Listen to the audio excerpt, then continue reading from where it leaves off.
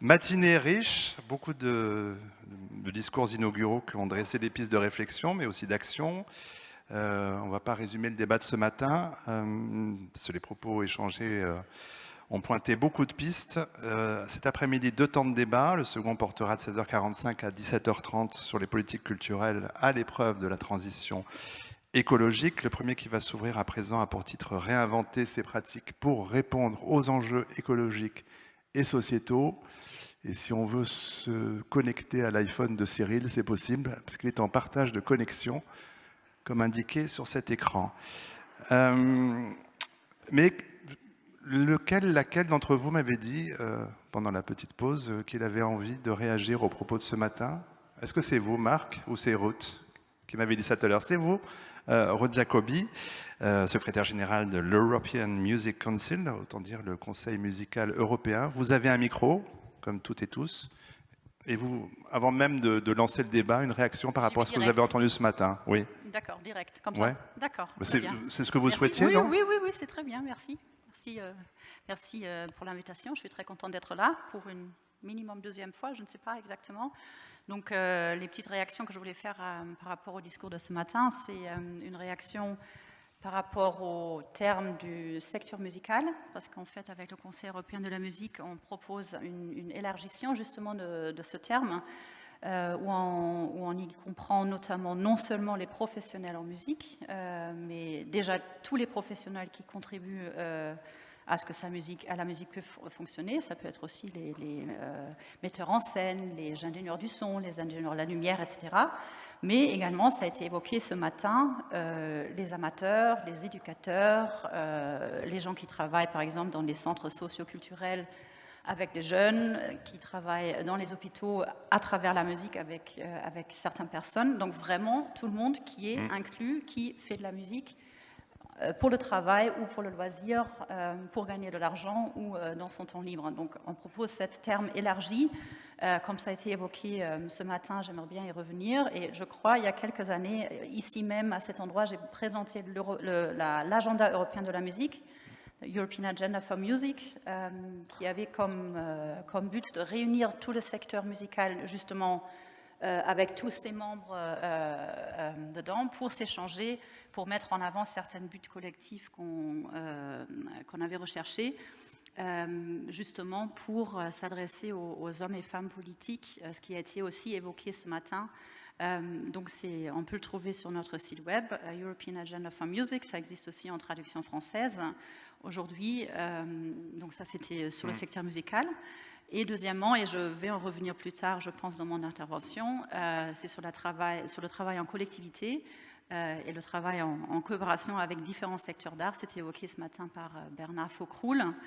Donc, notamment avec le projet Shift, nous y mettons, mais je reviendrai tout à l'heure, on en parlera tout à l'heure, si vous me posez la question, Ben, pour que je puisse y répondre. Voilà. On verra ça. Ce sont les blagues d'avant que vous arriviez. Et Marc Feldman, vous voulez dire un petit mot juste avant qu'on lance vraiment le débat? Juste un mot. Je veux être positif par rapport à ce que j'ai entendu ce matin. Il y a quelque chose qui m'a interpellé quand même. On nous demande pourquoi on en parle maintenant. Sauf, je connais des artistes depuis 40 ans, 30 ans, 20 ans, des lieux en région, des petits lieux, les grands lieux, les scènes nattes, qui parlent de ces projets, ces problématiques, depuis longtemps. Et on y travaille. Et j'aimerais simplement dire, peut-être cette question vient, excusez-moi, je vais vraiment mettre mes pieds dans le plat, vient d'un certain entre-soi qui commence à se réveiller aujourd'hui. Parce qu'autour de nous, il y a plein d'artistes qui travaillent dans ces domaines et depuis longtemps. Donc je veux féliciter tous ces artistes qui travaillent depuis longtemps. Merci beaucoup. Alors Marc Feldman, je n'ai pas dit que vous étiez administrateur général de l'Orchestre national de Bretagne. À vos côtés, Solveig Barbier, qui est cofondatrice d'Art Viva, Art Vivant, Art Durable. Romain Alex, au centre de ce plateau, directeur général délégué du Centre national de la musique. Et à mes côtés, Frédéric Lyonnais, qui est responsable du bureau d'études et des ateliers de construction du Festival d'Aix-en-Provence. Alors, rapide tour de table pour une première prise de parole, à l'exception des deux vôtres, mais on y reviendra, pour en savoir un peu plus sur les intervenants, afin de mieux savoir d'où elle et il parlent, comme on disait dans les années 70. commencer peut-être avec Shift, puisque vous me proposez, Ruth, de répondre à ma question, parce que je disais avant que les questions, généralement, on n'y répond pas. Je précise, vous avez étudié la musique, le français et l'enseignement à Hambourg, à Lyon. Vous avez joué à travers toute l'Europe en tant que flûtiste, qu'en 2003, vous êtes devenu secrétaire général du Conseil musical européen. Et puis entre 2006 et 2010, vous avez été membre du conseil d'administration de ce qui est devenu depuis Culture Action Europe. Entre 2010 et 2016, vous avez continué à travailler pour l'EMC sur beaucoup de projets, et puis parallèlement également en freelance. L'EMC, c'est la branche européenne du Conseil musical international qui met donc en valeur le rôle important que la musique et la culture jouent dans le développement politique et social en Europe. Il s'agit d'être force de proposition pour les politiques culturelles et pour mettre en place aussi des projets de coopération internationale. Concernant ces questions environnementales et pour savoir de quelle façon l'EMC est mobilisé, vous aviez envie de parler dans un premier temps du projet Shift, et il y a même une très courte vidéo, 37 secondes je crois, qu'on regarde avant et vous allez nous expliquer exactement de quoi il s'agit. Petite vidéo.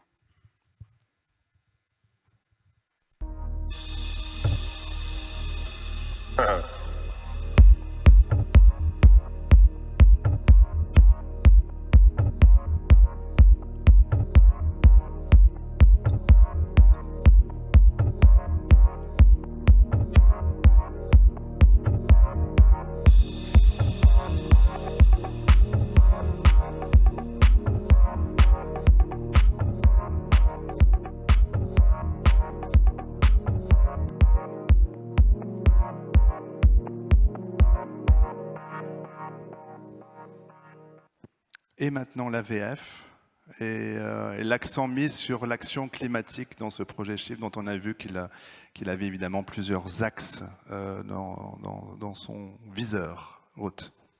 Oui, c'est ça. Donc, c'est plusieurs axes. C'est basé sur les objectifs Bien durables, du développement durable de l'ONU.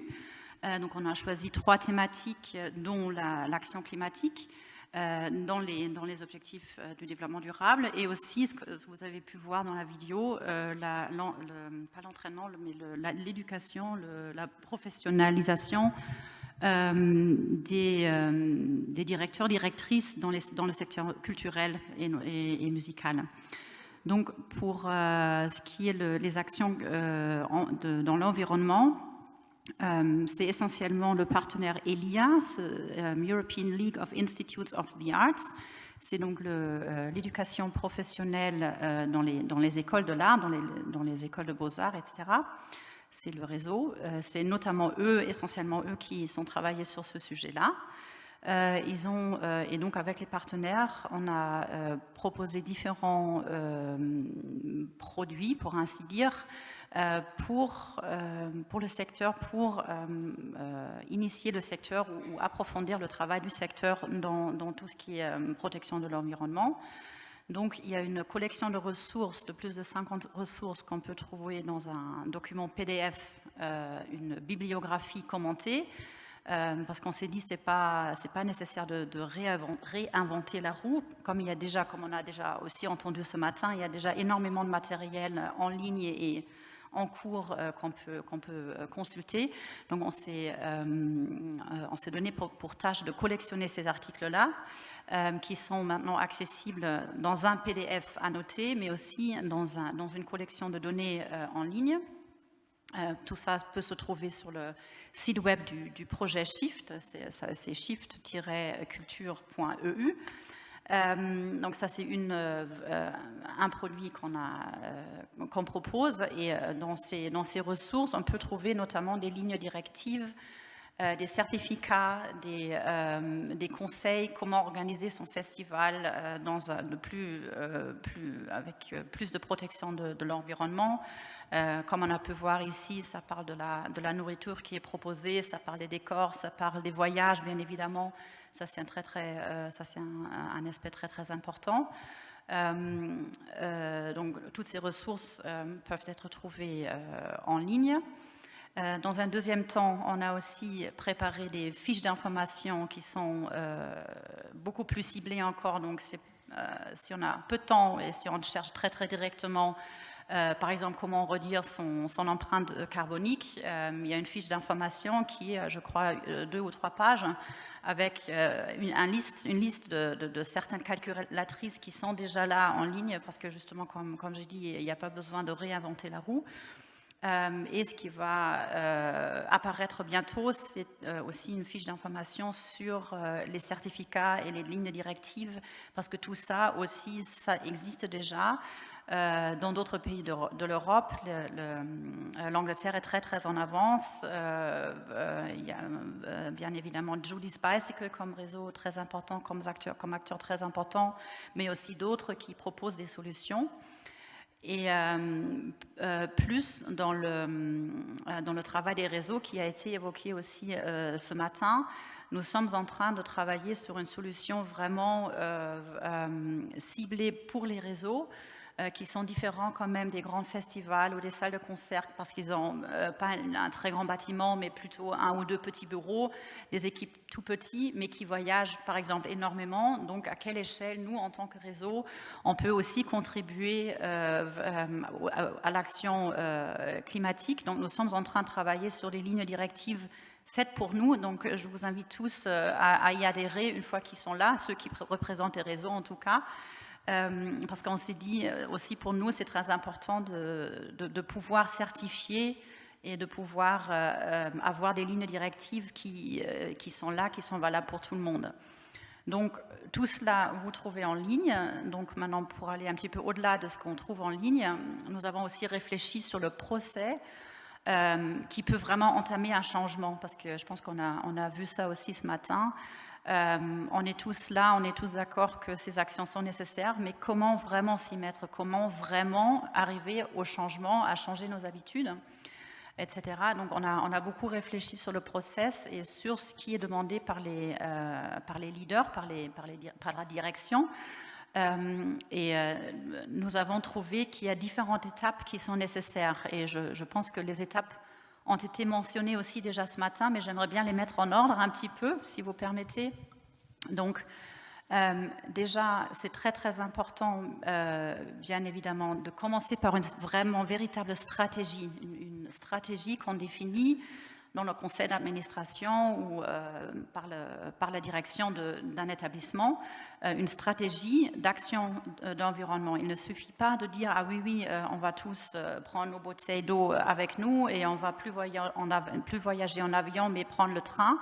Ça, c'est bien évidemment très très important au niveau individuel, mais si on veut arriver à changer, il faut partir d'une stratégie. Donc ça serait un premier step, une première étape. Deuxièmement, et ça a été aussi également évoqué, il faut faire de l'éducation, il faut faire de la pédagogie dans son équipe, mais peut-être aussi avec son public. Si je veux changer, par exemple, ce que je propose à l'entracte, il faudrait peut-être que je dise à mon public, non, à partir de maintenant, il n'y aura plus de foie gras sur votre canapé à l'entracte, mais il y aura une ratatouille. Je mets ça un petit peu en facilitant. Mais également aussi, il faudrait éduquer l'équipe pour apprendre comment réduire son empreinte carbonique et aussi voir à quel niveau c'est important. Est-ce que c'est vraiment essentiel qu'en tant que Conseil européen de la musique, à des membres, 75 membres dans 29 pays européens, est-ce qu'il faut vraiment que je me dise non, je ne vais plus voyager? Non, je ne pense pas, parce qu'en voyageant et en passant le message, par exemple, dans d'autres pays, je peux être beaucoup plus efficace, même en prenant une fois l'avion, si je passe le message.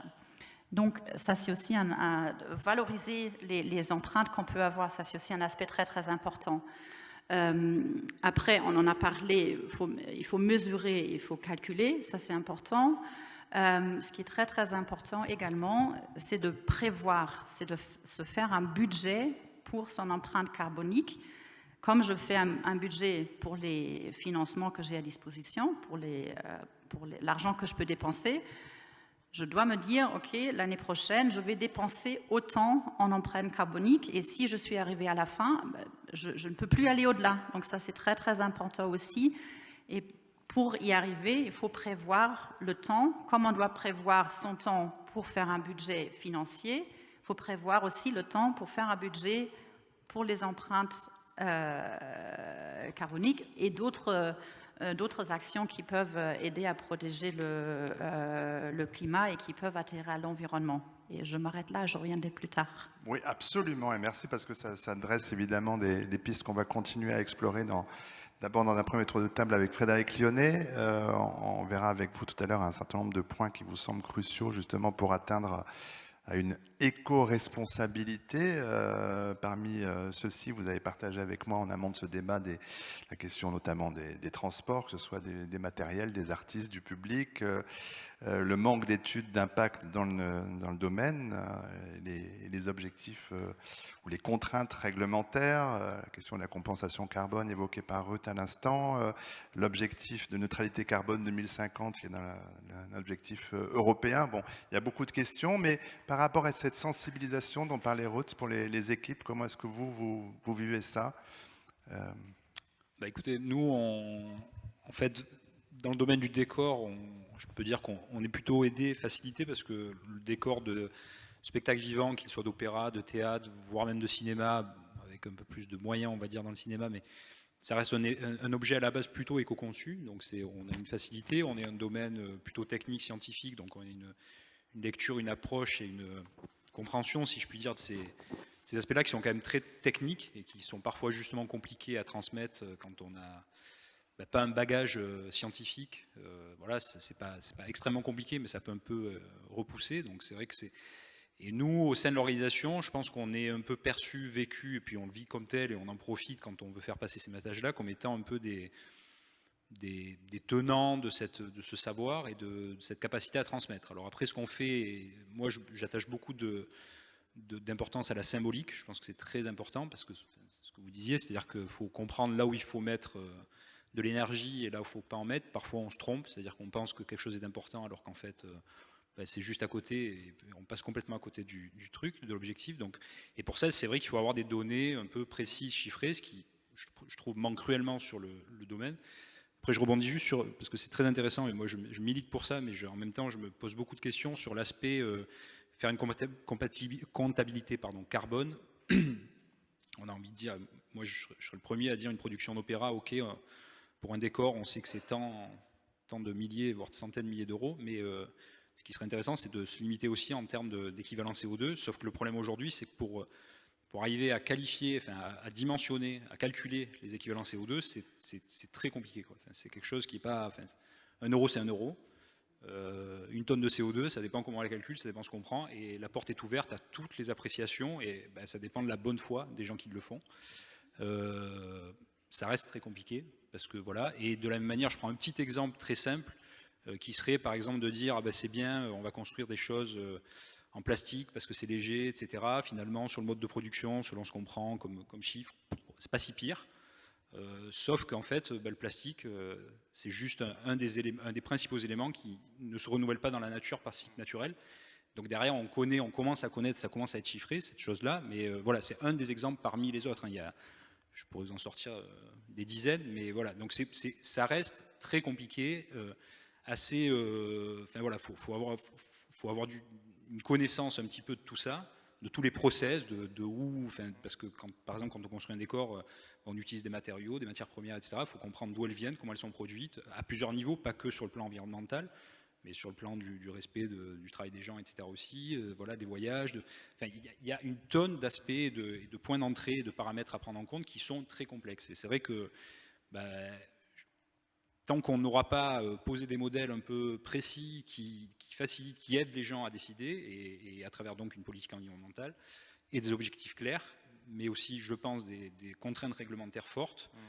Voilà. Et aujourd'hui, il faut le dire, aujourd'hui, le problème, c'est que l'énergie ne coûte rien. Donc en fait, on se fout de dépenser de l'énergie, ça ne coûte rien. Donc voilà, il n'y a pas de problème aujourd'hui, quoi.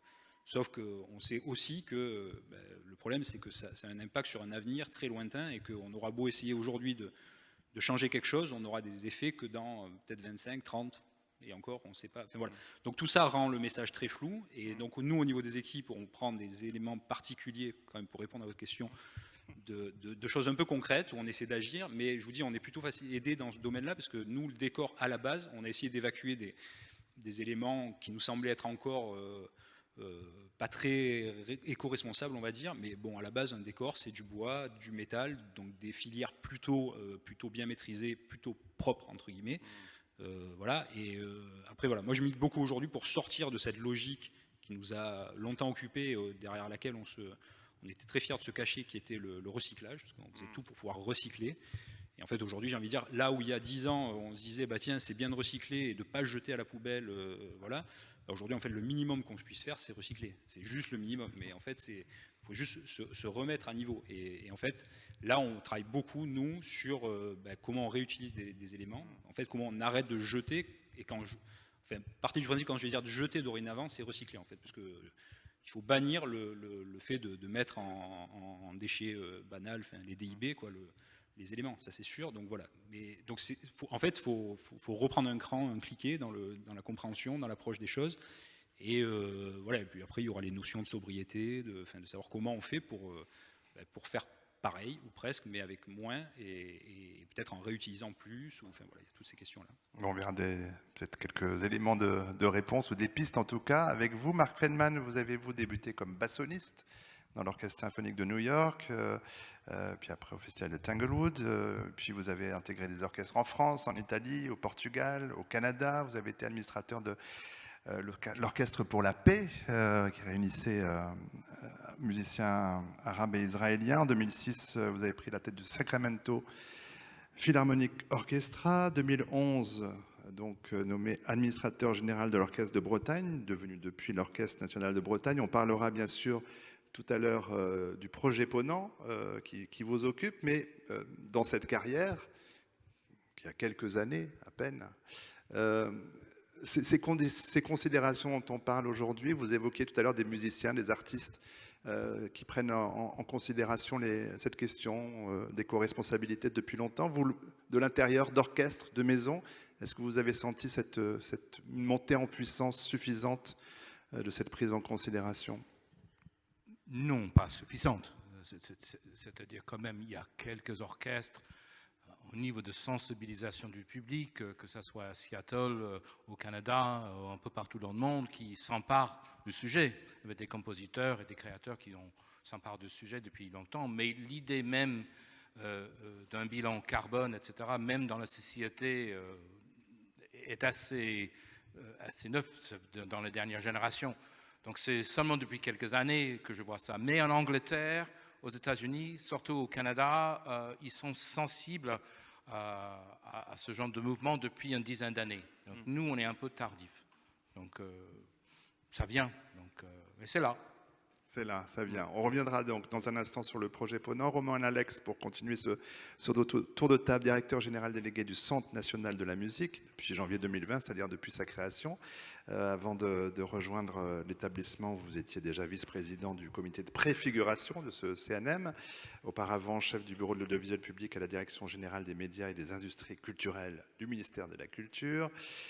Puis chargé de l'audiovisuel et du cinéma dans le cabinet de la ministre de la Culture Audrey Azoulay. Puis en septembre 2017, le bureau Export en tant que secrétaire général, ce qui a amené à la création du CNM. La crise sanitaire, elle a bien sûr bouleversé la feuille de route du CNM, mais qui est intervenue, on le sait, on peut le rappeler ici, par des mesures exceptionnelles. Pour rappel, vous me signaliez que le budget initial d'intervention, normalement, était d'une quarantaine de millions d'euros, mais que le CNM a engagé plus de 170 millions d'euros en 2020, dépensé près de 100 millions, dont près de 70 dans le cadre de mesures d'urgence.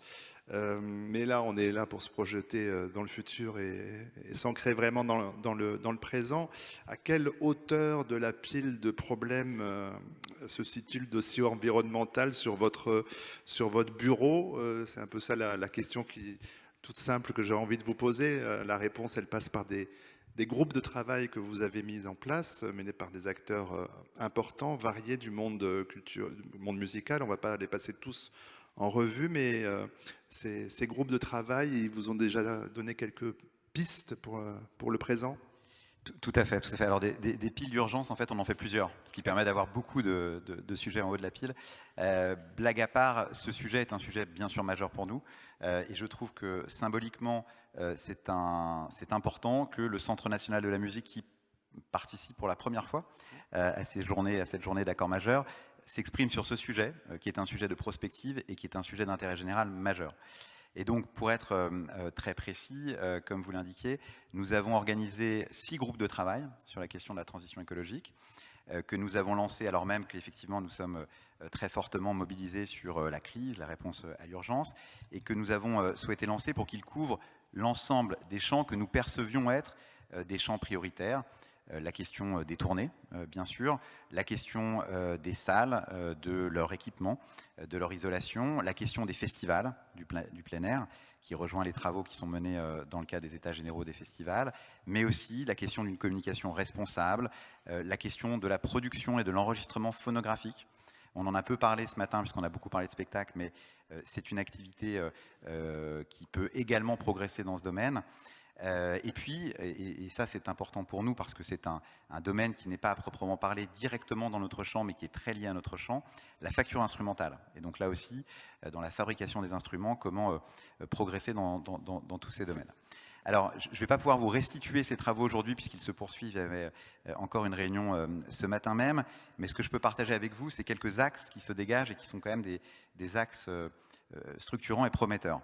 Le premier, c'est la mobilisation générale. Et je vous rejoins quand vous disiez qu'il se passait quelque chose et qu'il n'y a pas une salle, un festival qui ne se pose pas la question de sa performance environnementale, des progrès que, en tant qu'opérateur citoyen, il doit engager, réaliser dans ce domaine. Et donc on sent une très forte mobilisation. On sent un degré de maîtrise de ce sujet qui est très variable et beaucoup d'opérateurs qui se sentent isolés, seuls et qui ont l'impression qu'il y a une montagne à franchir et que cette montagne, ils sont un peu seuls à la franchir. Donc c'est pour ça que toutes les initiatives qui participent au partage d'informations, à des plateformes de ressources sont bienvenues et donc on travaillera bien sûr très étroitement avec le projet Shift. Le troisième élément fort, c'est la question de l'évaluation, la question des indicateurs.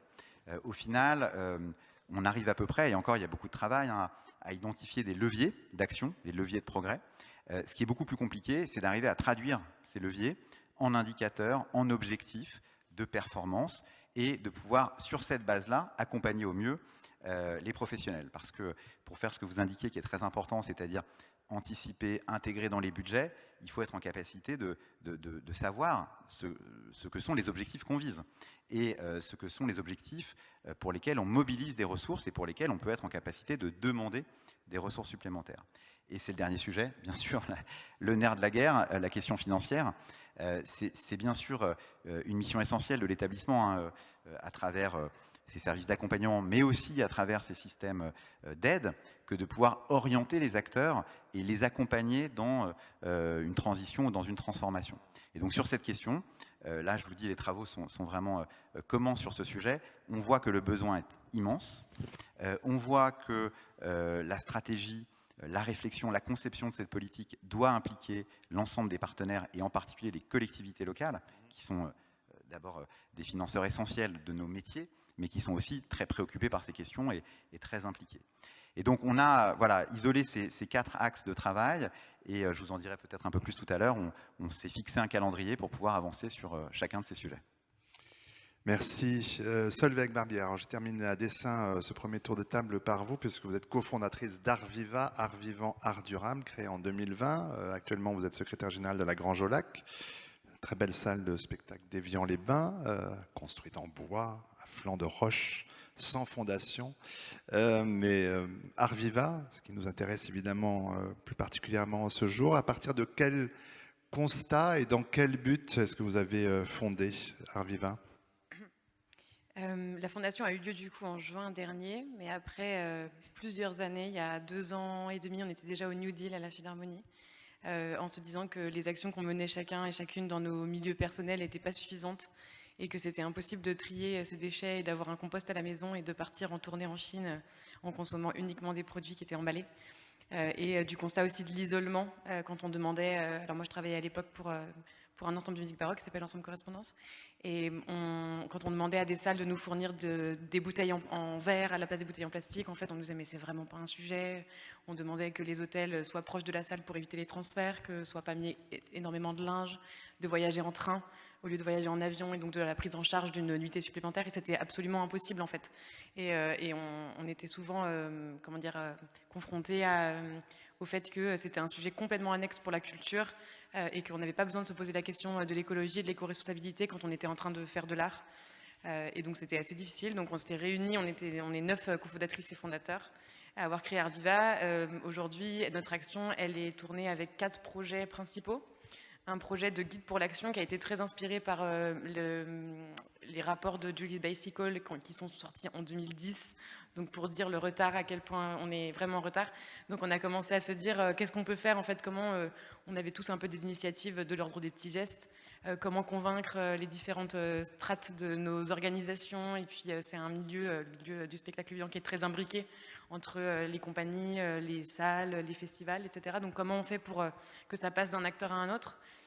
Donc on a créé un guide pour l'action qui est sorti l'an dernier et qui me fait un peu penser au projet Shift dans le fait d'avoir des préconisations sur 10 catégories. Alors je ne pourrais pas toutes les citer, c'est comme les 7 nains, on oublie toujours au moins une, mais les transports évidemment, le catering, l'hôtellerie, mais aussi des sujets comme la communication ou le mécénat sur le fait que d'où viennent nos financements est aussi un sujet complètement à prendre en compte quand on crée un projet. Donc ça c'était notre première chose. On a aujourd'hui un peu on n'est pas du tout des experts et des expertes initialement, donc on a un peu pris le train en route et on s'est formé sur le tas avec, comme on se disait, des connaissances un peu variables et surtout une connaissance commune extrêmement basse sur comment être éco-responsable. Donc aujourd'hui on a ce guide pour l'action. On a un travail de mise en réseau, donc on a plus de 150, même 175 adhérents aujourd'hui, adhérentes, qui participent à des groupes de travail. Donc on vient de lancer notre 2e session de groupes de travail qui sont sur des thèmes qui vont de la question de la production, la question de quels sont les engagements qu'on prend. En fait concrètement, même la question du carbone qu'on entend sur toutes les lèvres, est-ce qu'elle est suffisante? Comment on prend en compte la biodiversité? Quels indicateurs? Quels sont aujourd'hui les institutions qui sont de référence en France, en Europe, pour nous aider à construire ces indicateurs qui sont quand même souvent peu adaptés à la culture? Donc c'est pour ça qu'on a commencé aussi à mettre en place un calculateur d'empreinte environnementale qu'on est en train de développer, et notamment avec l'aide dans l'industrie du Shift Project, donc qui n'est pas le même que le Shift Culture, mais bon. Et donc on est en train de faire ce calculateur qui, on le souhaite, comprendra un volet carbone pour pouvoir faire rapidement et sans l'aide d'un bureau d'études sur le carbone, parce que beaucoup de structures aujourd'hui n'ont pas forcément les moyens, et c'est aussi une question de comment donner les moyens aux structures de faire un vrai bilan carbone. Donc avoir une calculatrice en carbone adaptée aux besoins du spectacle vivant. Julie's Bicycle l'avait fait, enfin IG Tools y avait fait, il y a pareil, 10 ans de ça, qui prennent aussi en compte des questions sur la biodiversité et des questions sur les déchets, mais en même temps on se retrouve complètement mangé parce que c'est des sujets qui sont extrêmement vastes et les indicateurs sont difficiles à trouver pour d'un côté pouvoir faire en fait avoir une base commune de calcul, autant pour les salles, les festivals, les compagnies d'intermittents, les orchestres permanents, les institutions. Comment on fait pour faire discuter toutes ces personnes-là et avoir des bases qu'on puisse comparer d'une structure à une autre. On est également on voudrait aussi pouvoir soutenir financièrement ces projets-là, donc on est sur un projet de soutien d'un prix pour l'initiative durable qu'on espère pouvoir obtenir en décembre, avec deux dotations, normalement une de 10 000 € et une de 8 000 € pour des projets qu'on aura sélectionnés et constitués avec un jury. Et également pour pouvoir faire correspondre un peu le secteur du spectacle vivant avec la scientifique et les experts que nous ne sommes absolument pas, des rencontres nationales qui auront lieu, donc là pour le coup c'est sur le 6 décembre prochain à Paris, et qui feront intervenir des professionnels et des personnes qui pourront en dire un peu plus sur le concret, parce qu'on voit que c'est très nébuleux et qu'on a envie de faire des choses. Donc il y a toute la partie de la mise en action, comment on fait par faire des petits gestes, et c'est ça qui nous permet aussi d'agrandir notre connaissance commune et d'approfondir les choses sur lesquelles aujourd'hui on a quand même très très peu d'experts et d'expertes qui sont en mesure de nous donner des réponses concrètes sur comment faire changer les choses dans notre milieu. Donc il y a beaucoup de travail et il manque beaucoup d'outils. C'est vraiment ce qu'on entend de toute parole. Ruth Jacobi. Oui, justement, pour revenir là-dessus, comme il y a pas mal on a une grande envie, mais on a quand même tous l'impression que ça reste extrêmement complexe, comme vous dites. Les systèmes qui sont en place ne sont pas tout à fait, ne passent pas exactement. C'est pas mal, mais on ne sait pas trop comment s'y mettre. Justement, c'est exactement dans cette optique-là que nous avons dans le projet Shift, et cette fois-ci pour les réseaux, nous nous sommes dit, on va créer quelque chose nous-mêmes, on va y travailler nous-mêmes, on va faire sur mesure pour les besoins des réseaux européens dans la culture. Notamment dans les partenaires, il y a l'association des grands halles de centres socioculturels, Trans-Europe Halls, il y a Elias, qui j'ai déjà mentionné. Ce sont tous des réseaux, mais qui travaillent dans différents secteurs de l'art. Mais nous avons en commun certaines spécificités, et alors nous avons trouvé une petite agence aux Pays-Bas qui va, avec nous, ensemble, créer ces lignes directives qui, c'est ce qu'on espère, seront durables, qui permettront à d'autres réseaux d'y adhérer, mais qui seront vraiment, c'est nous qui les avons créés, et ce sont notre benchmarks, notre mesure, notre étapes qui ont été prédéfinies. Donc le sur-mesure, je pense, c'est très très important de se dire oui, on a envie d'adhérer à quelque chose, mais il n'y a pas la structure qui correspond, donc on va la créer. Et cela, on peut y arriver uniquement en coopération. Ça a été évoqué plusieurs fois, mais je pense que ça c'est vraiment clé. Trouver ceux qui fonctionnent dans la même, de la même façon que moi, que mon réseau, que mon équipe, et me mettre ensemble avec eux. Donc la coopération, peut-être même au-delà de ma communauté, peut-être au niveau européen si c'est, ou international si c'est adapté, pourquoi pas. Et donc sur mesure, coopération, et troisièmement, je pense que ce qui est très très important aussi, c'est de non seulement regarder ce que je peux faire moi-même dans mon réseau, dans mon organisation, avec mon festival, dans ma salle de concert, mais aussi quel message je peux transporter. Et ça, c'est le grand avantage que nous avons en travaillant dans l'art. Si on pense au festival, le message qu'on peut porter justement en expliquant pourquoi je mets plutôt des verres en verre sur ma table et pourquoi j'arrête le plastique, pourquoi je prends plutôt des décors qui sont réutilisables. On peut avoir accès à un très très grand public. Et ça, c'est justement le grand avantage que nous avons en travaillant dans l'art, que la communication sur ce que nous faisons peut aussi avoir un très très grand impact et, comme je disais tout à l'heure, peut-être même des fois être plus important qu'un voyage qu'on a fait le choix de faire ou pas faire, ou un décor en plastique qui est peut-être aussi plus léger à transporter. Enfin, il y a toujours des valeurs à mettre en équilibre. Alors, effectivement, par l'art, on peut raconter des choses et transmettre des idées, et on en parlera avec le projet Ponant. Mais avant cela, peut-être, Marc Feldman, justement, on parlait beaucoup de décarbonation ce matin, on l'a évoqué encore aujourd'hui. Là, vous travaillez avec l'association Cold. Est-ce que vous pouvez nous expliquer de quelle façon ? En fait, il y a quelques années, on a contacté Julie's Bicycle parce qu'à l'Orchestre national de Bretagne, on était sensible et justement, on voulait avoir des outils. Et on a beaucoup parlé avec Julie's Bicycle et ils m'ont dit, mais vous savez, en France, il existe aussi des associations qui sont comme nous, et Coal est une association qui travaillait beaucoup avec plutôt les arts plastiques. Et donc, on les a contactés justement pour cet outil, pour demander est-ce qu'on peut travailler ensemble pour mesurer notre bilan carbone, mais d'autres choses. Et on a trouvé une association qui avait aussi les mêmes valeurs artistiques. Ce n'était pas juste un outil sur un ordinateur qu'on remplit, on donne ça en appellation et ça y est, c'est fait. Mais donc, on s'est dit qu'on devait avoir un travail plus long avec eux. Et donc, et c'est une question de valeur. C'est-à-dire qu'ils sont dans la créativité artistique, dans ce questionnement par rapport à la biodiversité, les questionnements par rapport à le développement durable, par le regreening de la planète. Ils sont dedans. Et on a trouvé ça très intéressant qu'à côté de notre outil, on partage aussi une certaine philosophie, comment on amène l'art vers le public. Oui, ça vous permettra d'ailleurs de présenter une saison Océan, on l'espère, en avril 22 oui. Avec eux. C'est quoi l'idée ? Oui, la saison Océan, c'est justement un peu ce que vous dites.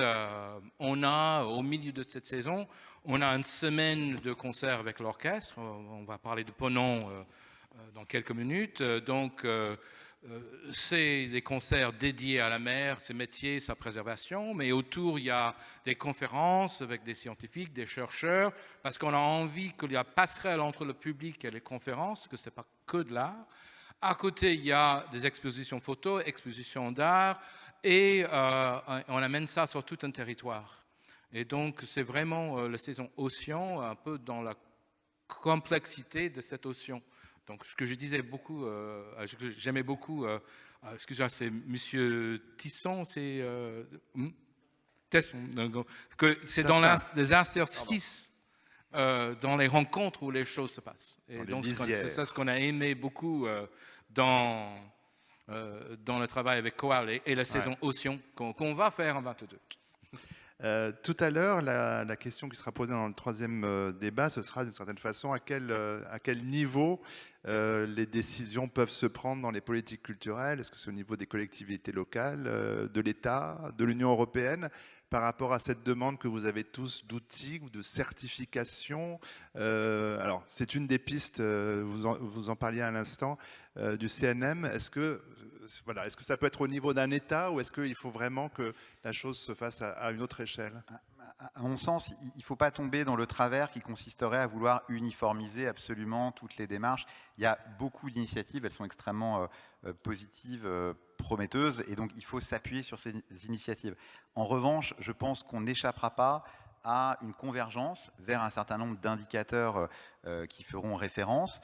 Au Centre national de la musique, nous avons un observatoire de l'économie de la musique qui a vocation à bâtir cette typologie d'indicateurs, mais à le faire naturellement à partir de ce qui est fait, à partir du terrain, à partir des propositions des réseaux, des associations, des organisations professionnelles, parce que je ne l'ai pas dit tout à l'heure, mais dans tous les champs de la musique et des variétés, les organisations professionnelles se sont mobilisées, ont mené des études, ont formalisé des vade-mecum, des feuilles de route, etc.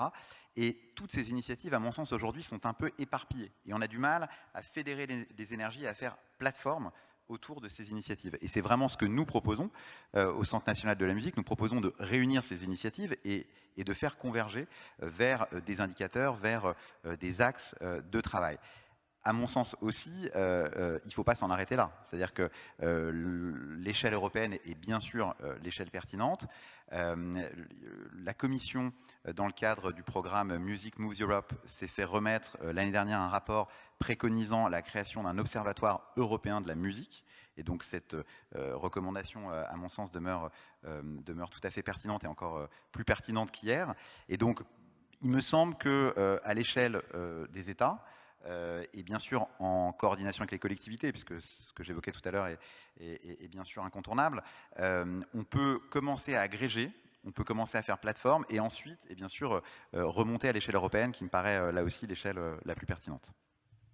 Avec Art Viva, vous avez l'impression que quel niveau d'interlocuteur est le plus sensible, répond le mieux? Est-ce que c'est justement au niveau des collectivités, au niveau de l'État, au niveau de l'Europe? Je ne sais pas où vous en êtes des différentes démarches.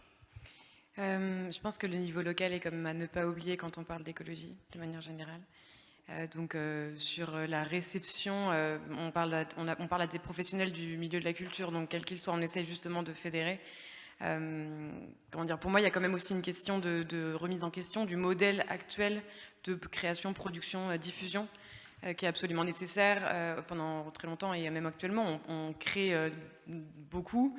Enfin, on est très incité à créer énormément, à produire rapidement, à diffuser largement, sans se poser du tout la question des échelles. Et du coup, cette question du territoire et des échelles, elle se pose aussi sur la question même dont on fait notre travail. Et je trouve que ça revient même à un propos que je voulais dire sur le fait que même si on peut penser que la musique ou la culture n'a pas autant à se soucier de l'écologie que les industries pétrolières, par exemple, en fait, quand on est en tournée, c'est toute une société qui se recrée autour des artistes. C'est-à-dire qu'un artiste qui est en tournée ou une création qui se fait, il va dans un bâtiment, il loge quelque part, il mange, il se transporte, il fait venir des gens à lui ou à elle. On crée des décors, donc on crée quelque chose qui peut être en fait de toute forme. Et donc en fait, en changeant nos pratiques du spectacle vivant, au-delà du message qu'on peut faire passer, c'est aussi impulser toute une société et des modes de consommation et des modes de vie. Et ça, bien au-delà des messages et d'un imaginaire positif et que peut transmettre l'art. qui peut faire dépasser l'idée contraignante de l'écologie pour le faire passer comme quelque chose un futur désirable en fait. Donc c'est vrai. Après, je pense que sur le local, c'est très important de s'appuyer sur les collectivités locales. Nous, on a beaucoup de soutien, notamment de la ville de Paris et de la région Île-de-France. Enfin, on a en tout cas un soutien actif. Ils sont très actifs sur ce sujet-là. Je suis très ravie d'entendre que le CNM compte introduire ces éléments dans ces demandes, j'imagine, de financement notamment, et des indicateurs de ce type-là. Et on serait ravis de participer à ça, parce que c'est vrai qu'on a commencé à lancer nos propres outils du fait de se dire, mais en fait, vers qui on se tourne, il y a beaucoup d'initiatives, c'est jamais adapté, et c'est compliqué et complexe. Voilà, comme situation. Alors j'ai proposé comme ce matin que le public puisse intervenir. Alors on a eu un petit peu moins de temps, comme on a recommencé un peu plus tard, mais la salle est bien fournie. Donc si vous voulez ben voilà, intervenir, lever la main. Alors par contre, est-ce qu'il y a des micros qui sont prévus? Oula, cet après-midi. Oui, quelqu'un va vous l'amener. Le temps que ça arrive à vous, j'aurais dû prévenir avant.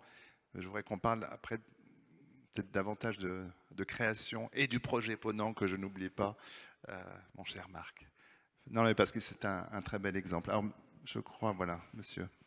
Alors, évidemment, intervention synthétique. Synthétique. Stéphane Gros-Claude, BFI. Je suis très fier et très triste en même temps d'être avec Zebrock, l'une des deux structures membres du Conseil européen et du Conseil international de la musique. Je trouve que c'est symptomatique du manque de concertation que nous avons entre nos organisations, et je suis heureux que Ruth puisse être là. Nous avons notamment participé à la traduction en français de l'agenda européen de la musique, ce qui est un outil vraiment à partager, à utiliser, et on est à votre disposition pour ce faire. Et c'est vraiment une question de ressources et de partage d'expériences qui est important pour nous.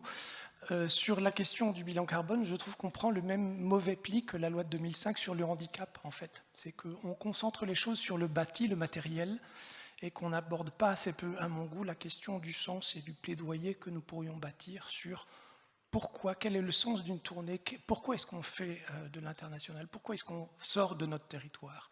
Ça n'est pas seulement une question d'impact carbone, c'est aussi des valeurs, des projets. Alors, on l'a évoqué un petit peu quand même. Oui, mais justement, dans les dispositifs, on entend parler d'indicateurs de performance, mais pas d'indicateurs de vie, d'humanité, d'art. C'est peut-être parce que j'ai séquencé ainsi le débat, mais on l'a évoqué ce matin, mais déjà un peu cet après-midi. Solveig. Les deux sont liés, c'est-à-dire que quand on ralentit aussi la production, la création, ça va dans le sens en tout cas d'une plus grande humanité pour les artistes qui sont des fois contraints à faire 3 villes européennes en 3 jours.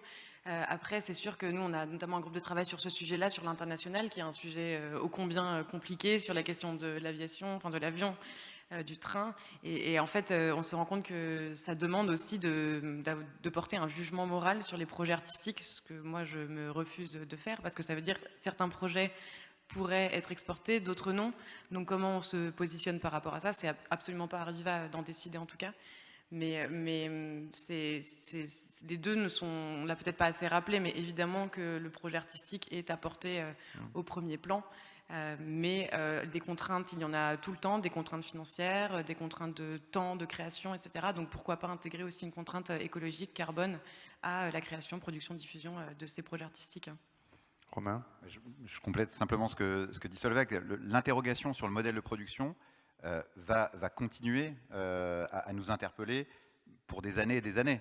Ce n'est pas une question à laquelle on va apporter une réponse définitive aujourd'hui, demain ou dans 15 jours. Et donc je pense que c'est de notre responsabilité collective de nous dire que nous allons réinterroger ce modèle en permanence pour essayer de le faire évoluer vers un dispositif plus durable. En revanche, il faut qu'on avance. Mathieu Ferret le disait ce matin, il ne s'agit pas d'attendre un grand soir pour opérer de premiers progrès, pour améliorer les choses. Et donc c'est ce qu'on propose de faire de manière très modeste, parce que l'ampleur de la tâche est énorme et qu'on n'y arrivera que par la mobilisation collective. Mais il faut bien qu'on se dote d'outils et qu'on aide les professionnels à se doter d'outils pour progresser, avancer, effectivement décarboner les productions, mais bien sûr sans obérer toute la réflexion de fond qu'il faut qu'on ait de manière pérenne sur le modèle de production. Alors, sur la question peut-être artistique, Frédéric Lyonnais, alors je n'ai pas dit tout à l'heure que vous avez travaillé aussi bien à l'Opéra de Marseille, à la Criée, Grand Théâtre de Provence. Il y a eu des allers-retours ex-Marseille, ce qui n'est pas très loin, entre différentes maisons, mais pareillement dans les échanges qu'on a pu avoir avant cette rencontre, vous parliez de la question du dialogue avec les artistes concepteurs, que ce soit les scénographes et metteurs en scène. De quelle façon est-ce que vous, à votre place, qu'est-ce que vous pouvez nous dire de ce dialogue qui peut donc avoir une incidence sur la dimension absolument créative de leur métier à eux? Alors c'est un sujet compliqué parce qu'en fait, j'ai oublié de parler tout à l'heure, mais il y a une notion du temps qui est quand même qui est absolument contradictoire avec tout ce dont on est en train de parler là, c'est-à-dire qu'on est dans une forme de fulgurance. Et or, le sujet dont on traite là demande du temps. Moi, le premier, c'est pas mon rôle principal de me poser une question environnementale dans mon métier de tous les jours. Enfin, en fait, si, mais en fait, la journée n'est pas calibrée pour ça, en fait. Et donc, vis-à-vis des créatifs, principalement des scénographes, en fait, c'est un vrai problème de temps. C'est-à-dire qu'on a... Alors, dans l'opéra, principalement, on travaille avec au Festival d'Aix, par son rayonnement international et cette forme de... Enfin, on a quand même des équipes qui travaillent à l'international, qui travaillent beaucoup, qui travaillent trop, selon moi, mais ça me regarde, enfin, c'est un jugement. Donc, en fait, on n'a pas le temps de parler de tout ça. Donc je pense que en fait, c'est là où est le paradoxe, c'est qu'on on a tous cette forme de choses un peu ambivalentes où on aura envie de faire des choses, mais on n'arrive pas à les mettre en œuvre, et c'est presque ce qu'il y a de pire. Enfin, j'ai envie de dire, s'il y a un truc à résoudre dans ce qu'on fait aujourd'hui, c'est ça, c'est que je pense que la grosse majorité des gens sont pour que les choses changent, pour s'adapter, avec beaucoup de crainte de se dire comment on va faire, c'est compliqué, c'est peut-être moins... Voilà. Ce qui est sûr, c'est que ça prend plus de temps, ça c'est certain. Et ce temps-là, aujourd'hui, quand on parlait tout à l'heure de politique, de direction, d'objectifs, ça veut dire qu'il faut partir du principe dans une organisation, quand on met ça en œuvre, il faut y consacrer du temps, en échange, en tout ça. Et pour revenir sur la question de quel est le bon degré, moi je pense qu'en effet, la priorité, c'est l'échelle locale, puisque de toute façon, c'est un peu un boulot d'artisan, ce dont on parle là. C'est-à-dire que si les gens ne font pas, on aura beau avoir les meilleurs chiffres du monde, les meilleurs modèles, les plus beaux calculateurs et remplir des tableaux, si les gens n'adhèrent pas. Et j'avoue que moi, je soutiens ça aussi. C'est-à-dire que c'est une manière de... C'est même plus aujourd'hui de continuer à séduire les gens dans une organisation, c'est d'éviter de les décevoir, parce que je pense qu'on est tous aujourd'hui dans une volonté personnelle, pour beaucoup d'entre nous, de mettre en œuvre des actions, et quand on arrive au travail et qu'en fait on se rend compte qu'on pourrait avoir un impact beaucoup plus fort, mais qu'en fait, parce qu'il y a des problématiques d'organisation et qu'on est un peu...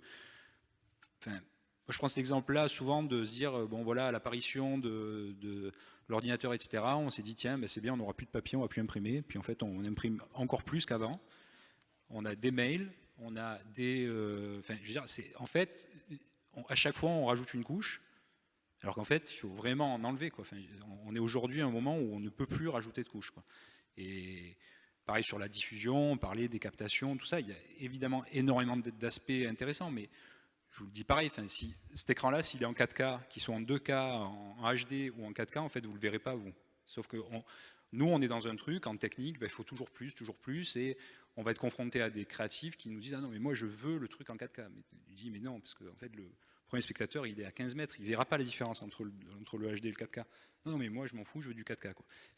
Donc, si vous voulez, on est entre deux. C'était juste pour tenter d'expliquer que oui, parfois, on accroche et on arrive à expliquer et à donner une contrainte, à considérer qu'on ait le temps de le faire. Et en face de ça, on a des espèces de trucs comme ça. Et encore une fois, tout ça, moi, je vous parle parce que j'ai un point de vue, j'ai une formation scientifique, donc... Je saurais vous expliquer pourquoi, en étant à 15 mètres d'un écran, vous ne verrez pas la différence entre deux points écartés de tant de millimètres, et que si c'est moins, de toute façon, vous ne le verrez pas. Mais ça, pour des gens, c'est quelque chose d'un peu, voilà, ils se disent, non, mais si c'est 4K, c'est mieux.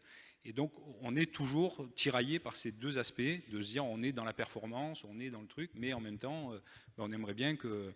Voilà, et je pense que la question du développement durable est à questionner. Je fais pas de la décroissance, mais toujours pareil. Qu'est-ce que la décroissance? C'est tous ces concepts-là qui aujourd'hui voilà, on aura envie que tout continue, que voilà, avec toujours plus, mais en même temps en disant bah oui, mais ça serait bien d'avoir un bilan carbone moins élevé. Et c'est pour ça que je suis très attentif à quels seraient ces modèles-là, qu'est-ce qu'on retient comme chiffre, parce que je pense que le danger, c'est de vouloir poser des modèles qui arrangent finalement en se disant bon, ça va pas trop bouger, et puis on va être content parce que le chiffre en bas du tableau, il sera bon, il passera dans le vert parce qu'on aura déterminé que ce chiffre-là est le vert. Mais en fait, il faut bien regarder autour, et je pense que s'appuyer sur parce que les gens savent beaucoup de choses en fait, et savent de plus en plus de choses, parce que personnellement, ils cherchent et ils se renseignent, et en fait, on n'est pas très éloigné, parce que dans le monde du travail, finalement, les pratiques peuvent se converger, et puis voilà, donc voilà, je pense qu'il faut,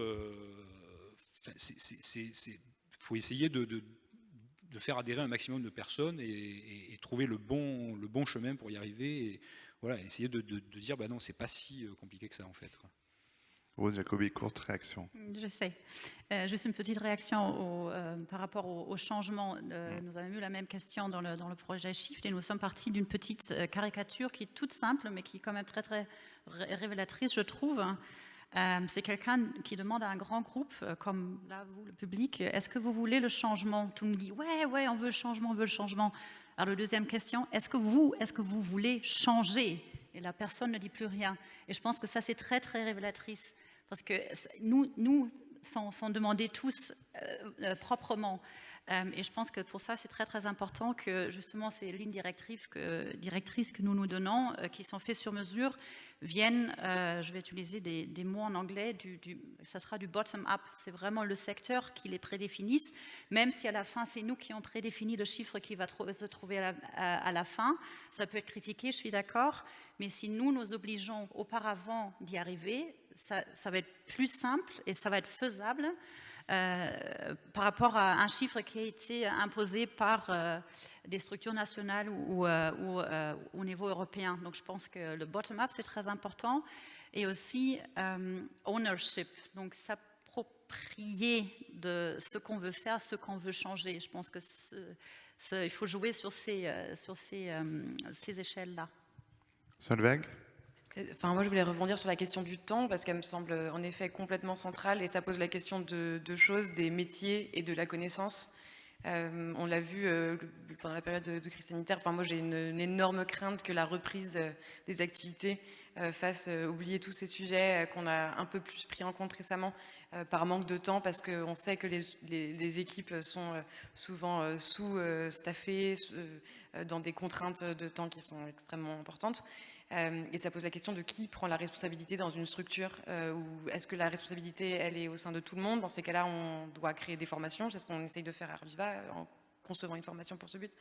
Mais comment on fait pour que la connaissance, elle infuse chez toutes les personnes de la structure, et en même temps qui est en charge en fait de ces sujets-là? Et ça revient aussi sur la question de qui est prescripteur des chiffres et qui est prescripteur de ces modèles-là, même si c'est au niveau du local et des individus qu'on voit le plus de possibilités pour le changement et de désir de changement. Je suis persuadée que ça doit être des institutions plus grosses, qui ont plus de moyens, qui ont plus de temps, de devenir prescripteurs sur ces sujets-là. Je vous écoute, même si je fais plein de signes en même temps. Vous vouliez réagir très rapidement, parce qu'il y a des prises de parole sinon dans la salle. Vraiment une réaction très rapide. D'abord pour dire que je souscris complètement à ce que vous avez dit sur l'histoire des indicateurs. L'idée, c'est pas de donner un blanc-seing.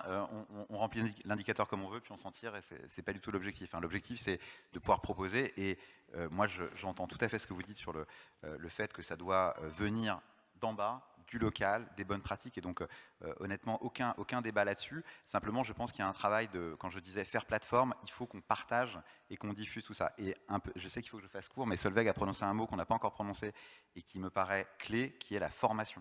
Et donc comment on partage ce savoir, comment les interlocuteurs qui vous disent bah non en fait il faut le 4K, comment les former eux pour qu'ils comprennent qu'en réalité ça ne sert à rien. Ça, je pense que c'est en fait le chantier majeur, et au moins aussi majeur que les questions des incitations financières. Merci. Alors, il y avait 2 demandes de parole. Je ne sais pas qui a levé la main. Il y en avait une qui était vers le milieu de la salle, mais pardon, avec la lumière, je ne vois pas très bien. Il faut que le micro arrive à vous. Un protocole Covid oblige. Bonjour. Donc Sabine Châtel. Moi, je suis productrice de musique en Musique du Monde depuis 25 ans. Et je suis aussi trésorière de l'association Zone Franche, donc le réseau des musiques du monde. Voilà, donc c'est à ce titre-là que je voudrais parler, pour dire que cette question, évidemment, de l'éco-responsabilité, de changer nos pratiques dans les musiques du monde, elle est complètement au cœur de notre activité, puisque nous, par principe, on fait venir des artistes souvent de très très loin pour faire des tournées en Europe, et on envoie aussi des artistes très très loin pour faire d'autres tournées à travers le monde, donc c'est vraiment au cœur de notre travail. On a organisé, enfin l'association Zone Franche, le réseau organise actuellement, on est dans une mini-convention climat, donc on a appelé ça une mini-convention climat, mais autour de ces questions-là, avec des groupes de travail. On en est à la 2e session, on a une 3e session en septembre, et il y aura évidemment un rendu de ces débats, enfin de ces actions qu'on a. C'est hyper intéressant parce qu'on est sur des groupes de travail par Zoom, donc là ça me fait tout bizarre de prendre la parole en réel avec des vraies personnes, parce qu'en général on est plutôt face à nos écrans. Voilà, les thématiques des groupes de travail, c'est la mobilité des publics, la mobilité des artistes, l'alimentation, l'éco-responsabilité sur les décors et le numérique. Voilà, donc ça sont vraiment les 5 axes. Moi, je participe à 3 axes, et notamment en mobilité des artistes, mobilité des publics. Ce que je voudrais dire, c'est que la mobilité des artistes, elle est souvent, c'est la chose la plus évidente. En fait, le vrai impact sur la consommation du carbone, c'est la mobilité des publics. Et il y a une étude qui a été faite par la COFES qui concerne notamment la mobilité du public sur des festivals du sud de la France, dont Aix-en-Provence, dont le Festival d'Art Lyrique, le Festival d'Arles, Mars Attack, je sais plus le Festival d'Avignon, qui est hyper intéressante, qui a été rendue publique au moment de Babel XP là, en septembre à Marseille, qui indique clairement que le vrai problème, c'est la mobilité des publics, et que la mobilité des artistes, elle est d'une certaine façon plus anecdotique et plus gérable. Et que mobiliser 5000 personnes pour aller sur un festival, c'est plus compliqué en termes de gestion carbone. Après, on peut planter des arbres derrière, ça ne va pas changer le problème, parce que vos arbres, ils vont mettre 30 ans avant de rattraper le carbone que vous avez consommé pendant l'événement. Donc ça, c'est le vrai souci. Voilà, et donc, juste je finis avec ça, mais le problème de la mobilité des publics pose la question de l'exclusivité des programmations artistiques. C'est-à-dire que moi, quand je reprends ma casquette de tourneur et d'agent d'artiste, quand on me demande une exclusivité sur 300 km pour un artiste, je ne peux pas monter une tournée. Et après, là je pose les questions, puis on pourra y répondre, mais le problème de l'exclusivité pose aussi le problème de l'attractivité territoriale et des enjeux des politiques publiques, qui sont qu'on aura évidemment une meilleure exposition si on a un artiste qui fait un concert dans toute la France, ou un opéra qui fait un opéra en France. Voilà. Mais avec ça, il va nous falloir en effet plusieurs planètes pour pouvoir faire tourner nos artistes. Voilà, c'était ça. Merci. Merci pour un constat, pour les informations d'abord que vous nous donnez, et sur le travail que vous menez, et sur ce constat évidemment partagé de ces demandes d'exclusivité qui compliquent sérieusement les choses. Alors juste derrière vous, le micro, et puis après monsieur au 2e rang. Excusez-moi. Oui, bonjour, je m'appelle Daniel Bizeret, j'ai fondé une petite structure qui s'appelle La Terre et Monde, du consulting à la rencontre entre écologie, culture et solidarité. Et précédemment, j'ai dirigé des opéras et des centres culturels de rencontre. Et je me suis dit à un moment, effectivement, le changement, oui, changer. Et donc, j'ai suivi Julien Vidal, Ça commence par moi, le livre qu'il a écrit. Et je me suis posé la question de mon propre bilan carbone. Et je suis allé sur un calculateur. Et là, je voudrais inciter beaucoup de personnes dans la salle à le faire, parce que c'est une grosse prise de conscience. Pour moi, qui me croyais un peu évoluer en la matière, je me suis rendu compte que le poids le plus lourd, c'était pas les transports, la mobilité, c'était pas l'alimentation, c'était pas ma consommation énergétique, etc. En fait, c'était là où je mettais mon argent en banque. Bon, il faut dire que j'avais vendu une maison, donc j'avais mis sur un compte, mon compte historique à la Société Générale, pour ne pas la nommer. Et en fait, ces banques qui ne sont pas du tout vertueuses, là où elles vont placer mon argent, votre argent, eh ben, ça pesait la moitié de mon bilan carbone. Voilà, donc je me disais, et du coup, mon bilan carbone était plus lourd que la moyenne du bilan carbone des Français. Alors, bon, évidemment, ce que j'ai commencé à faire, c'est rapatrier les sous sur la nef, le crédit coopératif. Bon, après, on peut se dire éventuellement la Poste aussi, qui vient de se transformer en entreprise à mission. Mais voilà, ça c'est une chose importante. Et l'autre point à signaler, on parle beaucoup de changement climatique, effectivement, en parlant de bilan carbone. N'oublions pas non plus aussi l'énorme perte de biodiversité et l'épuisement des ressources, parce que ce sont deux autres enjeux majeurs que nous avons à prendre en considération. Merci. Et puis Solveig évoquait tout à l'heure, parler de mécénat, c'est intéressant de savoir d'où vient l'argent. Ce que vient de dire monsieur est une illustration.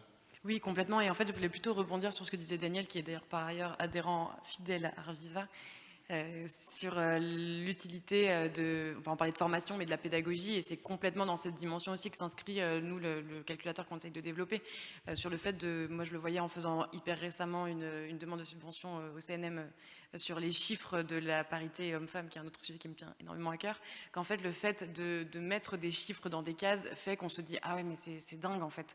Et donc le fait de faire un calculateur personnel c'est important, et c'est pour ça que le fait de compter des choses dans son entreprise, au-delà du chiffre final qui est très difficile à interpréter comme vous le disiez, et en plus on sait que le carbone n'est absolument pas le seul indicateur, la biodiversité, les déchets en sont d'autres, enfin il y a tellement de choses à prendre en compte, mais ça permet au moins une prise de conscience de là où est son impact personnel, et ça rejoint le propos de madame sur le fait que les publics sont une énorme partie, mais en fait les compagnies par exemple n'ont quasiment pas d'impact, pas de marge d'action sur les publics. Donc en fait, c'est quand même important au niveau de sa structure de se dire, bah, moi, où est-ce que j'agis et où est-ce que j'ai de l'impact, quand bien même il est moindre par rapport à d'autres choses. C'est une question de cohérence. C'est pas parce que finalement, on fait éteindre la lumière quand on sort d'une pièce, c'est rien par rapport à prendre l'avion, qu'il faut pas éteindre la lumière quand on sort d'une pièce. Voilà.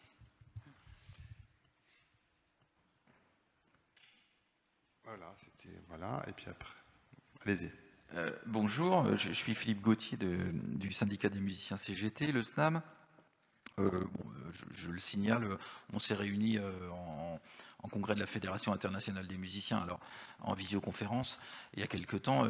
Cette fois-ci, le coût carbone de notre congrès mondial était faible, mais bon, ceci pour dire que les syndicats d'artistes, partout dans le monde, se mobilisent sur ces questions aussi, ce qui nous amène à des débats tout de même sur le fait que généralement les artistes ne sont pas les organisateurs de leur propre activité et ne sont pas déterminants toujours sur les conditions dans lesquelles ils travaillent, et c'est pour nous parfois un peu difficile de dire qu'on voudrait être les acteurs du changement, mais on peut l'être dans les limites de ce qui reste possible. Alors, je dois dire que cette question-là, telle qu'elle est posée au tableau, vient très fort. Et je trouve que l'événement, en tout cas ce que j'ai trouvé remarquable, et d'après ce que j'ai compris, Elinoa, qui était ce matin à la table, était près des organisateurs de ça, c'est la déclaration des artistes de jazz qui a été publiée en septembre, si ma mémoire est bonne, sur l'injonction paradoxale qui est faite aux artistes. C'est-à-dire, en gros, vous voulez avoir un financement pour vos projets, vous devez avoir une case dans laquelle vous justifiez d'avoir fait des déplacements, si possible à l'international, et par ailleurs, il est question d'ajouter une autre case dans laquelle on justifie d'avoir eu une activité qui aura été sobre. Et donc, je dirais que c'est là-dedans qu'on se débat.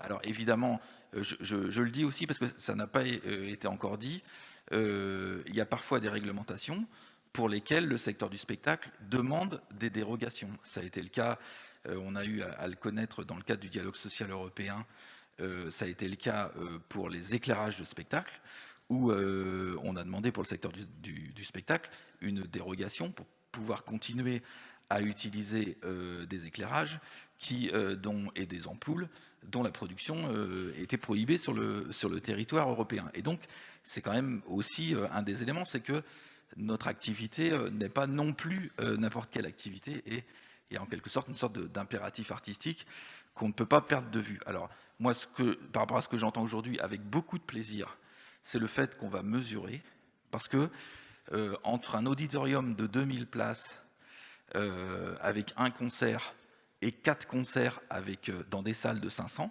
puisque l'activité, notamment pour les musiques dont on parle ici, peut s'organiser d'une façon ou de l'autre. J'ai hâte de savoir lequel a quel bilan, et en fait, comment est-ce qu'on peut dire que l'un serait plus vertueux que l'autre, et je dois dire que tout de même, on est encore un peu court, même si j'entends qu'on progresse. Et enfin, il y a tout de même des aberrations, parce qu'il y a des choses qui sont compliquées, mais il y a tout de même des aberrations, ce qu'on appelle les musiciens TGV, par exemple.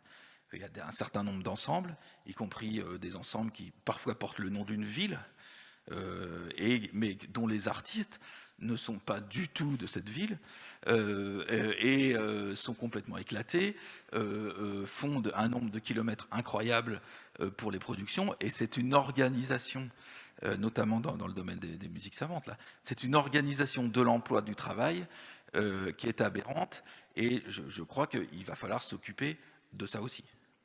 Merci pour votre intervention. Marc Feldman, depuis le temps que je le dis, on va parler du projet Ponant parce qu'on arrive vers le terme de ce moment de table ronde pour parler d'actions concrètes et artistiques qui est née en 2018 avec la création d'un concert intitulé Les 40e Rugissants autour de l'œuvre de l'océanographe Anita Conti et la création d'une œuvre du compositeur qui était en résidence Julien Gauthier. Julien Gauthier qui est décédé accidentellement il y a 2 ans maintenant, lors d'une expédition justement dans les territoires du nord-ouest du Canada où il travaillait avec une biologiste. Une petite vidéo introductive et vous nous parlez du projet Ponant.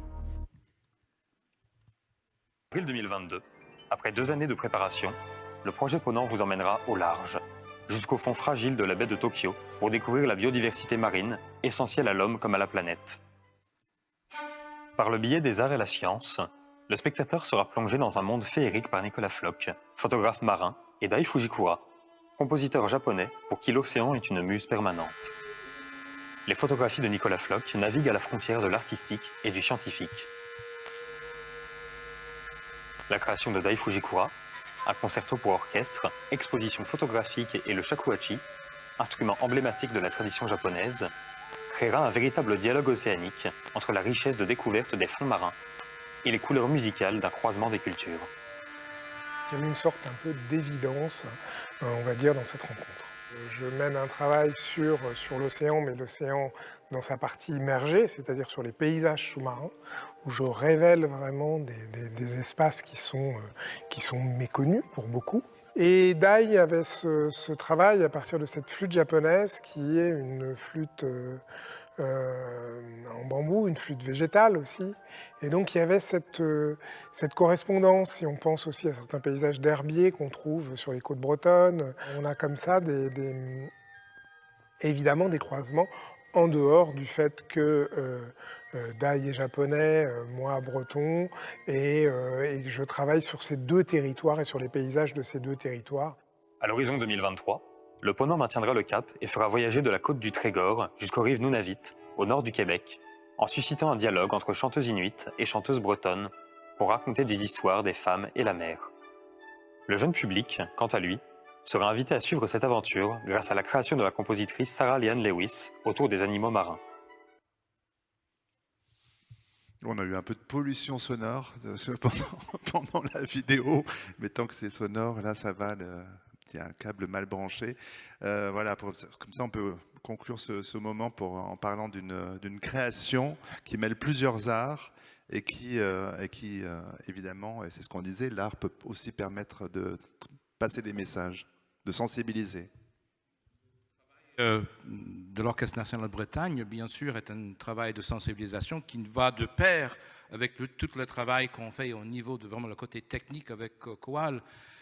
Et donc, je vais essayer d'être synthétique. En 2016, en fait, il y a un compositeur, Julien Gauthier, qui est venu vers nous avec une idée un peu folle. Il a dit qu'il voulait accompagner des chercheurs l'archipel de Kerguelen, vraiment à 1000 km de l'Antarctique, au milieu de nulle part, et il était attiré par ces grands espaces et il voulait écrire une symphonie australe mais en travaillant avec les scientifiques. Et donc, je lui ai dit, écoute, si tu arrives à avoir la subvention, moi, l'orchestre va faire la création, en croyant, bien sûr, que c'était... Bon. Et donc, il y revient après 1 an, il dit, bah, je l'ai eu, je vais partir au Kerguelen. Et j'ai dit, bon, d'accord, on va créer ton œuvre, qui est une œuvre qui était magnifique. Et du coup, on a plongé un peu dans la mer avec lui. On a découvert un photographe et océanographe, Anita Conti. On a demandé à Benoît Menut de créer une œuvre pour elle. Et autour de ce premier concert en 2018, on a créé justement des conférences et des échanges. Et le moment qu'on avait des chercheurs de Kerguelen qui se sont déplacés pour entendre l'œuvre de Julien à Rennes, et quand j'ai vu aussi des gens qui sont venus des terres australes et antarctiques françaises pour entendre ce concert et participer à la conférence, on s'est dit qu'il ne faut pas arrêter là. C'était juste pas un one-shot. Et donc on a créé le projet Ponant. Et donc c'est un projet justement au croisement de sciences, photographie, visuelle et bien sûr la musique. Et la musique est en fait une passerelle. On dit que je sais qu'on ne va pas trouver des solutions dans ces concerts, mais on a envie de sensibiliser notre public, envie de sensibiliser les enfants. Et juste par rapport aux tournées, juste un dernier mot, j'étais en visio justement avec mes amis au Québec parce qu'en fait le projet avec les chanteuses inuites et les chanteuses bretonnes vont se dérouler sur 2 ans sur les 2 continents. Et en fait, il y a un grand volet enfant, grand volet pédagogique, où un orchestre au Québec va travailler sur la même œuvre que nous et va créer aussi leur concert de la mer qui en fait, parle aux Québécois. Et nous, on va créer un autre qui va parler aux Bretons. On va avoir un peu d'échange avec les chanteuses inuites, les bretonnes qui vont quand même venir à Rennes et partir au Canada. Mais les 2 orchestres restent sur place, mais l'œuvre bouge, la sensibilité bouge. Et l'œuvre pour l'enfant, autour des animaux de la mer, va traiter justement le réchauffement de la planète, justement plusieurs questions qui sont un peu noires aujourd'hui, un peu difficiles, mais on s'est dit, avec une œuvre pour enfants, peut-être on pourrait aussi sensibiliser les enfants et leurs familles. Donc c'est un travail de plusieurs années. Et donc voilà, le travail le projet Ponant, c'est les 7 îles autour de la Bretagne. Merci beaucoup Marc Feldman. Romain Alex, peut-être pour conclure ce temps. Non, mais parce que il y a la question du calendrier. On parlait de temps tout à l'heure. J'imagine que le CNM s'est fixé des objectifs par rapport au groupe de travail. On parle de ces indicateurs, on parle des soutiens financiers possibles. C'est quoi le calendrier pour vous ? Exactement. Alors, je vais y venir. Je voulais simplement répondre à la question posée par Philippe Gauthier, ou en tout cas à la remarque, et puis j'arriverai vite au calendrier, mais sur les injonctions contradictoires des systèmes d'aide. Des systèmes d'aide qui inciteraient à voyager, puis ensuite qui demanderaient à... Donc, sur ce point, je tiens simplement à rappeler, alors, pour ce qui concerne le Centre national de la musique, qui a notamment pour vocation de soutenir les professionnels à l'export, que, comme vous le savez, nous avons intégré au 1er novembre dernier 4 associations partenaires, le Bureau Export, le FCM, l'IRMA et le CALIF, et nous avons donc consolidé un système d'aide avec comme priorité, dans un contexte de crise, d'assurer la continuité de ces dispositifs. Et donc, il n'est pas exclu, et je prends le point, que certains de ces dispositifs puissent présenter des contradictions. On va engager, au cours de l'année 2022, et avec l'objectif que ce travail soit achevé en 2023, un travail justement de refonte de ces aides, et on va tâcher de résoudre, j'allais dire point par point, ces contradictions et vraiment de proposer un dispositif qui soit le plus cohérent possible. Donc je voulais simplement rappeler ça, et ce calendrier est tout à fait cohérent avec celui que j'allais indiquer. Donc nous avons lancé ces groupes de travail au mois de mai. Les dernières réunions se tiennent cette semaine. Nous allons restituer ces travaux de manière transversale et de manière la plus large possible, de manière à ce que les participants au groupe de travail puissent réagir, les membres de notre conseil professionnel, de notre conseil d'administration, vraiment porter à la connaissance de l'ensemble des parties prenantes de l'établissement l'issue de ces travaux. Une fois que ce sera fait, nous avons plusieurs objectifs, et encore une fois, je ne peux pas présager de ce que seront les recommandations de ces groupes de travail, mais Premier objectif, avant la fin de cette année 2021, avoir clairement identifié des leviers permettant, dans chacune des thématiques que nous avons évoquées, eh bien, pour les professionnels, d'avoir un référentiel d'action qui leur permette de progresser sur ces dispositifs. Et ces leviers, encore une fois, on les déterminera ensemble et à partir des propositions des initiatives préexistantes. En 2022, on va mener un travail important sur la question des indicateurs. Et encore une fois, je rejoins ce que Solveig a dit, compter. Alors ça ne veut pas forcément, encore une fois, l'idée n'est pas de donner un blanc-seing, mais c'est pouvoir enclencher une dynamique de progrès et de transformation. Donc en 2022, courant 2022, un travail sur ces indicateurs, et puis bien sûr, un travail déjà important sur la question du financement, des incitations financières. Je ne suis pas certain qu'on ait abouti avant la fin de l'année 2022, mais en tout cas, on va mener ce travail et en se posant la question de savoir comment peuvent s'articuler ces incitations, si elles relèvent de logique nationale, si elles relèvent de logique territoriale, et naturellement, nous mènerons ce travail avec les collectivités. Je précise que les associations d'élus sont représentées dans nos instances. L'Association des régions de France, des maires de France et des départements de France sont membres de nos instances. Et donc, nous allons mener ce travail tout au cours de l'année 22. Et l'objectif, c'est que, bien sûr, en 2023, on puisse en tirer des conclusions et enclencher des systèmes, j'allais dire, d'incitation, d'accompagnement, de formation qui soient vraiment adaptés aux enjeux. Voilà, pour le calendrier. Merci. Et pour conclure, puisque dans une dizaine de minutes, on fera le dernier moment de discussion, Ruth Jacoby, on va parler de politique. Vous avez récemment adressé une lettre ouverte demandant une chaise au premier rang pour la musique, envers les politiques. Quelles sont les demandes pour synthétiser cela, pour clore ce débat ? C'est bien évidemment une réaction à la crise Covid. Nous demandons donc avec cette lettre, nous revendiquons une place au premier rang pour la musique et nous demandons notamment à la politique de vivre la parole parce que on entend très souvent que oui, la musique c'est essentiel pour le bien-être, la musique c'est bien pour le développement personnel et social. La musique est bien évidemment très importante pour le développement économique et écologique, mais quand même le premier secteur qui était complètement fermé, non seulement les grandes salles de concert, mais également les chœurs d'enfants, les clubs, les festivals de jazz, tout était complètement fermé. Et le secteur musical et le dernier a été rouvert aussi, donc on demande dans cette lettre de vivre la parole.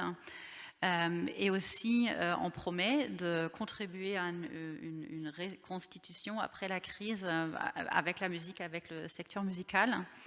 Et nous adressons un petit peu dans cette lettre de danger de se contenter de maintenant tout mettre en numérique et tout mettre en ligne parce que le secteur musical, les artistes ont été parmi les premiers de très bien s'adapter dans le monde numérique. Mais bien sûr, il y a un très grand risque aussi de se contenter de cela ou de dire, ben voilà, vous savez faire, maintenant tout se passe en ligne, on n'a plus besoin de se rencontrer, on n'a plus besoin de vivre des concerts en présentiel. J'ai appris ce mot pendant la crise. Donc voilà, nous redemandons une chaise au premier rang dans les vraies salles de concert, dans les clubs et dans les chants, dans les chœurs des enfants. Avec cette lettre, qui existe d'ailleurs aussi en français, traduite encore une fois par la plateforme interrégionale. Je n'ai même pas encore remercié Stéphane, donc j'en profite à l'occasion pour cette traduction. Elle sera bientôt mise à disposition sur notre site web. Merci beaucoup. Et beaucoup de francophones, dont moi, ont appris le mot présentiel, hein, Ruth, je vous rassure, ces derniers mois. Merci beaucoup à toutes et tous.